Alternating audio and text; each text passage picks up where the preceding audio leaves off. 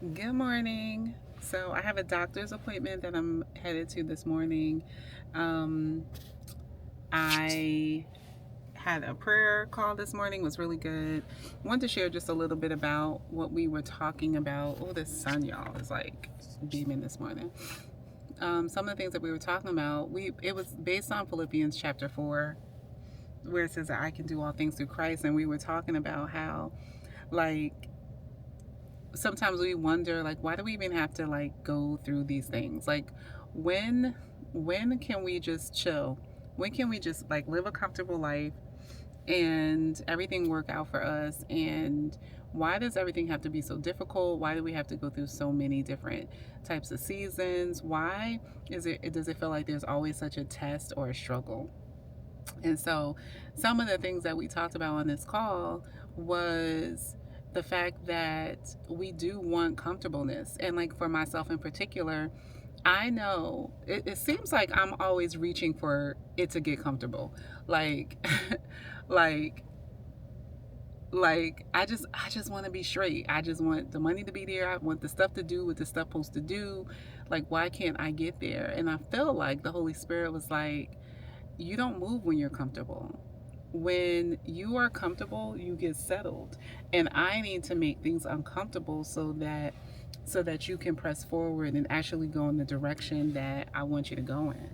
And then we also talked about this piece where my experience with something may not necessarily be someone else's experience.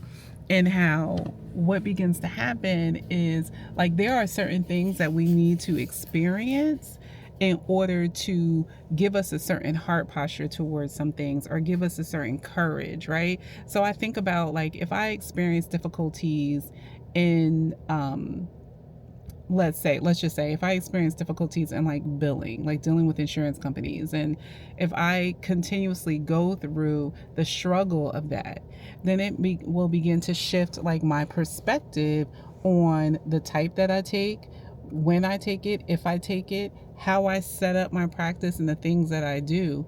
But I needed the struggle, I needed the experience to help me develop my position. And so I think that that is a reason too why sometimes we go through different struggles, because it helps mold us and shape us and make us and position us as give us the even the courage to do certain things. There's another thing, like I'm working on a workshop and I was going through the slides and I was creating them, and I was very tempted to just be like, ChatGPT, just create this, just create that. And what and I've done that, not necessarily with the slides, but I've done that with like content or with like speaking. And although it may seem easy, when I get ready to communicate it, I don't it's I'm not as attached to it. It's more performative than it really touching or getting to the heart of who I am and why this is important to me. And so this time around, when I was preparing for something, I utilized ChatGPT as an assistant, but I began to pull out, no, this is what needs to be talked about more. No, this is what I need to create over here. No, this is what we need to do. Let's do a little bit more of this. And in turn, what that did was created, for lack of better words, more buy-in, more connection to what it is that I'm doing. So it's not ChatGPT leading me, it's me leading it.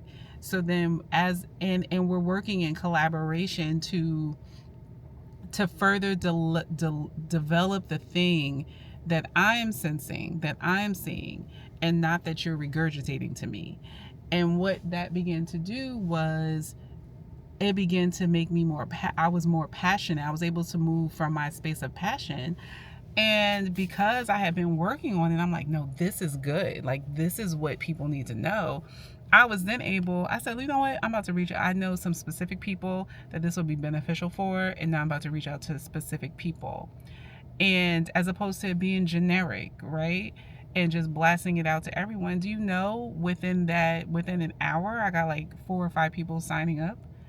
And I just thought that that spoke to the power of perseverance and like going through the process. the process that we may not necessarily like for sure, did it take longer? It did, because I wanted to curate this thing specifically the way I needed it curated.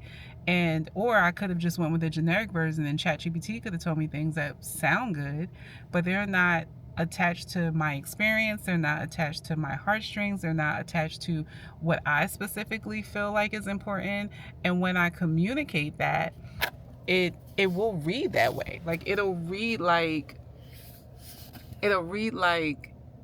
these are the bullet points. These are the bullet points, these are the checklists. As opposed to reading like, girl, this is what you need to know. This is what need this right here. You need I need you to have a deeper understanding of it.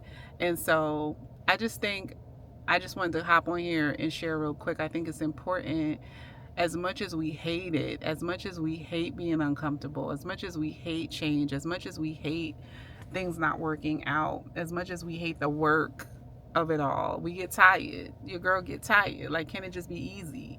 As much as we want that, when we succumb to that or just keep looking for that, we lose, or we kill, or we destroy the grit, the passion, the essence of us, and what was the essence of what was supposed to be called to that moment. We dilute it, and we, in some cases, it's not even there, right? And so I just want to share that. For some of you, feel like, you lost your fire. Your fire is flamed in the furnace, right? In the furnace is where it's growing and it's building. And we hate it, child. I hate the furnace. You hate the furnace. Dang the daggone furnace, okay? But it's necessary. It's necessary. And so, hope that's encouraging to somebody today. I'm about to run up in here and get to my appointment. And maybe I'll record some more a little bit later.